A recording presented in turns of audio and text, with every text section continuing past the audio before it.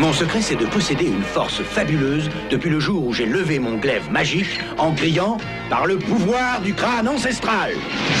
Ces quelques mots font désormais partie du vocabulaire de tout un chacun. Tiens, la force toute puissante. Grâce à cette formule incantatoire, le prince Adam se métamorphosait en Musclor. Ensuite, il pouvait transformer Gringer, son gros chat peureux, en tigre de combat. Gringer se transforme alors en tigre de combat. Et ainsi, il pouvait coller des trempes à l'odieux Skeletor. Et à toute sa bande. Nous allons bientôt arriver à la mer de cristal. Les gens pourraient quand même ramasser leurs ordures. Revenons sur la genèse de ce dessin animé américain arrivé en France en 1984. C'est ce qui t'intéresse. Tu es venu pour connaître ton passé. Un passé que moi seul, l'oracle, peut apprendre. Alors sois très attentive. Alors à la base, il y a une grosse société de jouets qui aimerait bien créer une ligne de figurines inspirée par le film Conan le Barbare.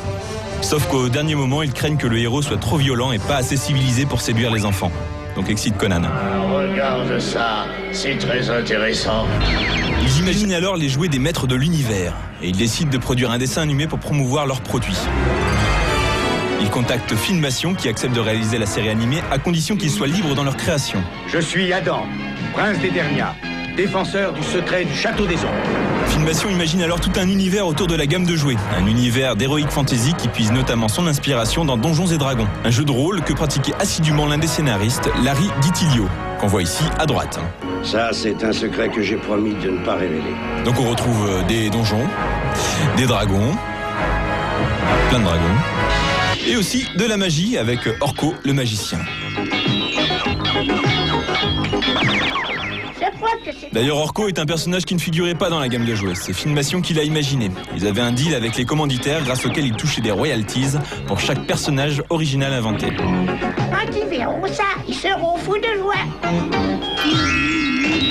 Saviez-vous qu'au départ, Orko s'appelait Gorpo? L'un des créateurs explique dans une interview que finalement, ils ont trouvé que les mots avec la lettre K, ça faisait plus rigolo, comme dans Chicken ou Pickles. Et comme le magicien était censé être le bouffon de la série, Gorpo est devenu Orko. Il me semble que ta dernière surprise avait failli réduire le palais en cendres. Qu'est-ce que tu as fait cette fois? Oh, c'est quelque chose d'inoffensif. Une boîte à musique, on l'ouvre et une belle mélodie en ça. Oh! Le dessin animé remporte un gros succès et les jouets se vendent comme des petits pains. Ce qui a fait la force de la série, ce n'est pas l'animation qui, même à l'époque, faisait déjà très cheap. Filmation n'hésitant jamais à réutiliser les mêmes séquences d'animation au cours d'un même épisode. Regardez par exemple ce méchant qui à 3 reprises fait les mêmes mouvements. De se venger un jour de ce... Merci de m'avoir sauvé, espèce de grande dadais. Mais maintenant, essaie donc de te sauver toi-même. Adieu! Cache ton enthousiasme. Dans le même ordre d'idées, si Adam et Musclor ont la même tête, c'est pour faire des économies de dessin. Crâne ancestral.